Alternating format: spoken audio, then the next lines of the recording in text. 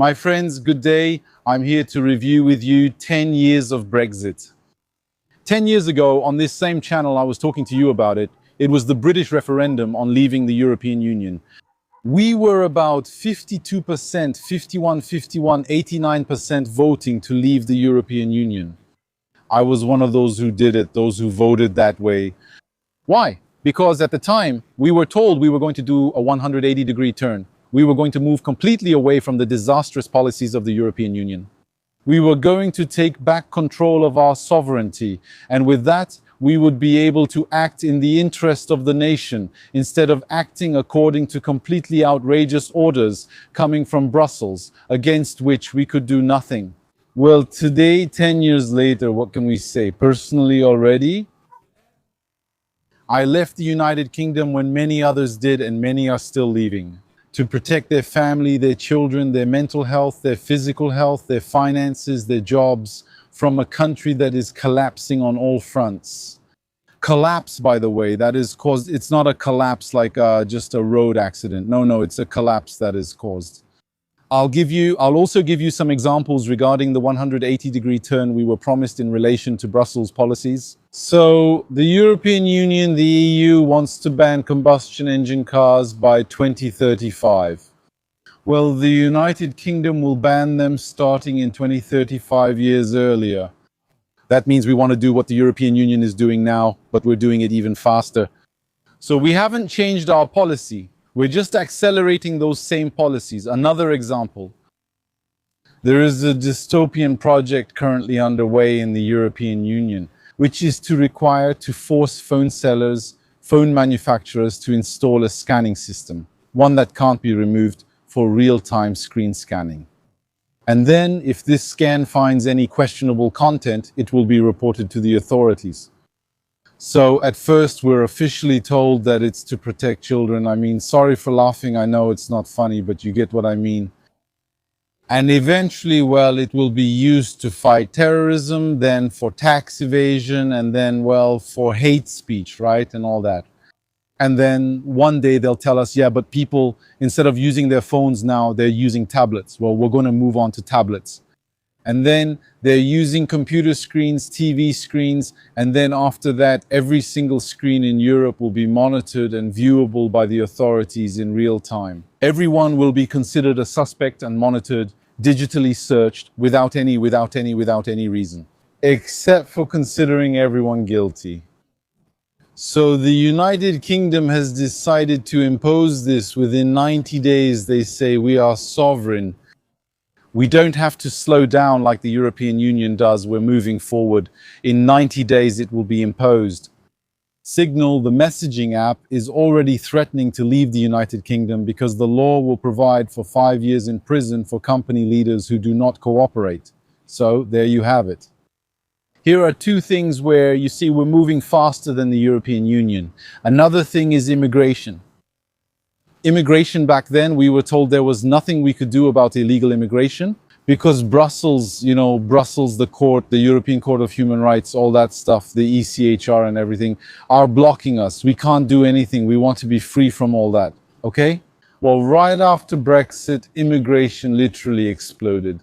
I remember that during the Brexit transition period already, people could use the laws from the split between the European Union and the United Kingdom. To bring their families from the mountains of Pakistan, they brought back the brother, the sister, the spouses, the children, the grandparents with residence permits linked to Brexit. We had created residence permits that we called settlements for settlement.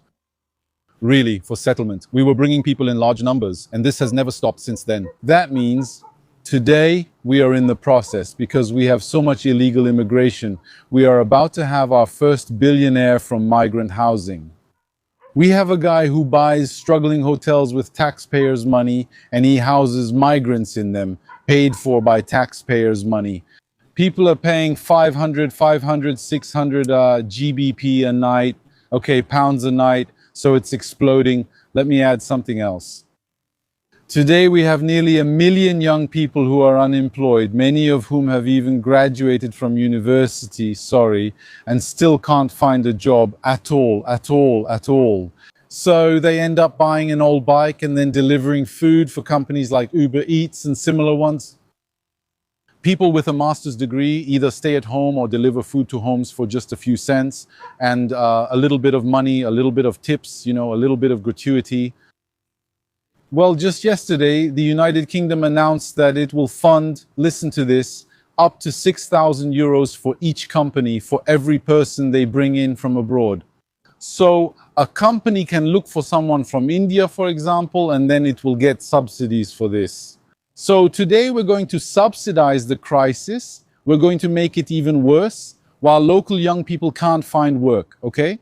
So we're going to do this in parallel. So regarding what we've gained, we haven't gained anything at all. We've gained European laws, the European mentality applied even faster. As for the ECHR, let me tell you something. British courts are worse than those of the European Union. I'll give real examples. You can Google them if you don't believe me, and I expect some will check.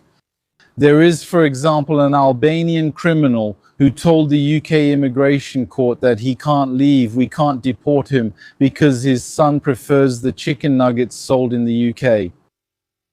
The judge said, yes, of course, that's true. And he was granted the right to stay in the UK for the chicken nuggets. There was another one who said his son prefers the barber here in the UK, same thing. There was one who arrived and said, I didn't have the chance to come up with a reason, give me more time. He was granted a residence permit. As soon as any criminal refuses their expulsion and goes to court, they can say anything or even say nothing at all. They walk out with a residence permit. I'm not talking about the European court, I'm talking about the court in the United Kingdom. Okay, so what we've got is European laws, but multiplied by 10 and even faster. Another thing, what we've lost, the British have lost the freedom of movement across 27 countries. That means that today it's no longer possible to have a miserable pension, right? The pension in the United Kingdom is miserable, and go live, for example, in Spain or Greece. All of that is over.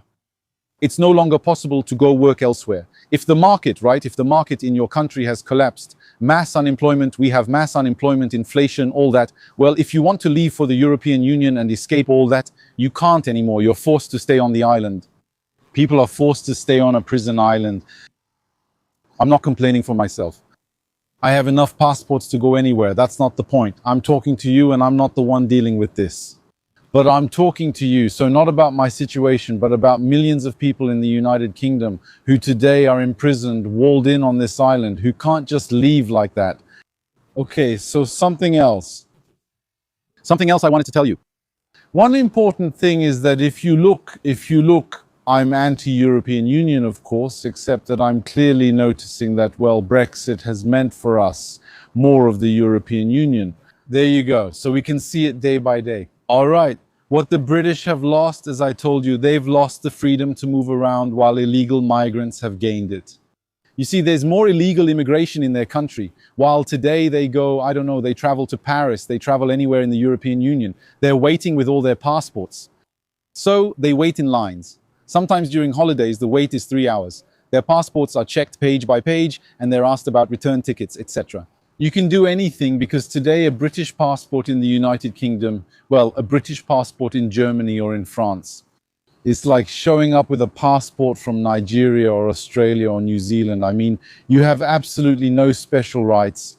You arrive, they might let you in or they might tell you to leave. And as for finding work and everything, forget it. So there's something else today that I'd like us to consider. I'm against the European Union. A lot of people here are against the European Union, and that's good. Maintenant, you're not allowed to do one thing, say you're against the European Union. But you don't have the right to say that the European Union doesn't exist. And here's our problem. It's that the reasoning I used in 2016 had a flaw. The flaw was thinking the European Union would soon collapse. Anyway, it would be better to leave 10 years later, but it hasn't collapsed, nor is it about to. It might collapse in 10, 20 or 30 years. You know, remember the Soviet Union lasted, I don't remember exactly, but 60 years or more. So it's not going to collapse just like that. All right, first of all. Secondly, I used to say something you couldn't say. It's that the European Union doesn't exist. Why? when you leave the European Union, because up until now I've been talking to you about things that are the fault of the British authorities. That means the British aligned themselves with the European Union by moving even faster. That's their fault. But there's something else that's not their fault. When you leave the European Union, what do you find yourself facing? You won't be facing Italy with the League, Spain with the PCE, Germany with the Deutsche Mark, and each economy decoupled and disconnected. No. You'll be facing a megalopolis like that. You'll be facing a cartel of countries forming a wall. So how do you work with them? Well, first, we're going to pay the Brexit divorce bill until 2065. You heard that right? 2065? Something else. We will have to pay the European Union every year for the right to access their market. Something else. If we want to sell in their market, we will have to impose their regulations on ourselves. For example, the cap that stays attached to the bottle, it's just a symbol.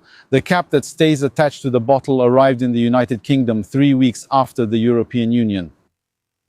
We were actually a bit slower, not faster. But just to tell you, if we have a mineral water manufacturer in the United Kingdom who wants to sell in France or Germany or elsewhere, they have to comply with European standards. There's no choice. Otherwise, they can't sell. Otherwise, if it gets blocked at the border, it's over. Or what they can do is manage assembly lines, machines, types of employees, and all that. And then manufacturing for the United Kingdom, manufacturing for the European Union, it doesn't work like that. It would be too expensive. So what do? We end up with factories, with workshops, with producers, all kinds of products, who are forced to comply with European standards, simply out of pragmatism. They can say, no, we won't comply. We are sovereign. If that's true, keep your goods. That's the problem. If we don't align ourselves, we can't sell in the European Union. It's that simple. So there you have it. We're stuck. We're stuck on all fronts. So on the one hand, today, 10 years later, we've failed on that front.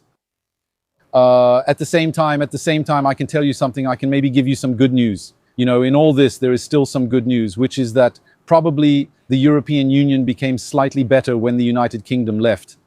Because a union is the sum, it's the average, you know, it's the sum divided by the number, it's the average of all its members. Donc, so once the United Kingdom leaves, we realize that it was a hardline country, a country obsessed with climate, obsessed with regulations, obsessed with bureaucracy.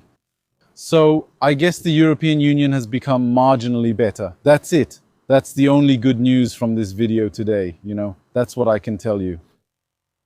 So what are the solutions for us as individuals? I can talk to you about that. I didn't come here just to say, well, look how messed up it is, thanks, goodbye, good night. That's not my goal. I'm being realistic. I'm going to tell you something. I'm going to tell you something that I think can help all of us. First, the first thing that can help us.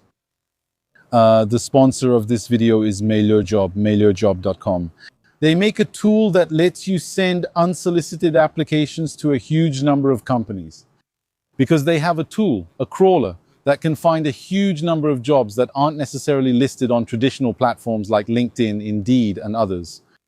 And also their system, their tool, automatically boosts the application by rewriting the resume each time before sending it to recruiters.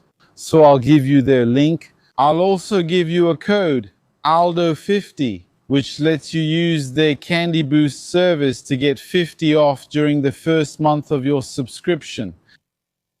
Use it. There's no reason not to use AI today for applications. It's one of the tools. I'm not telling you to use only AI, but I think it's one of the tools we can use today. We'd be wrong to deprive ourselves of it.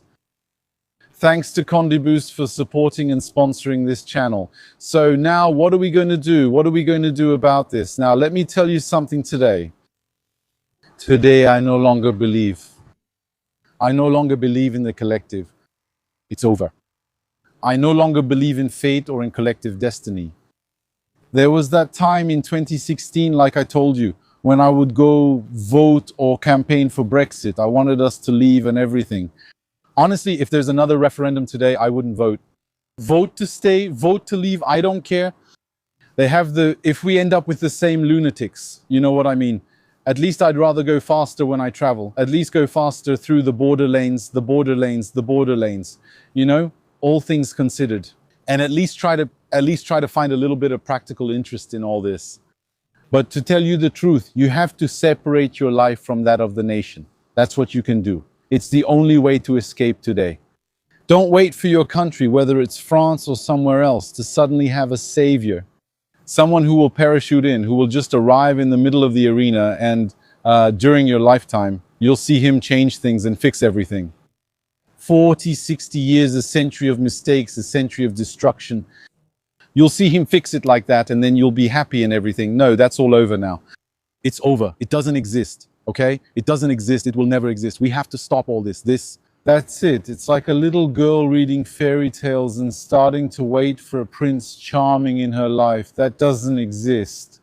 See, you need to separate that from your life. One of the most radical separations is what I'm showing you now. Expatriation.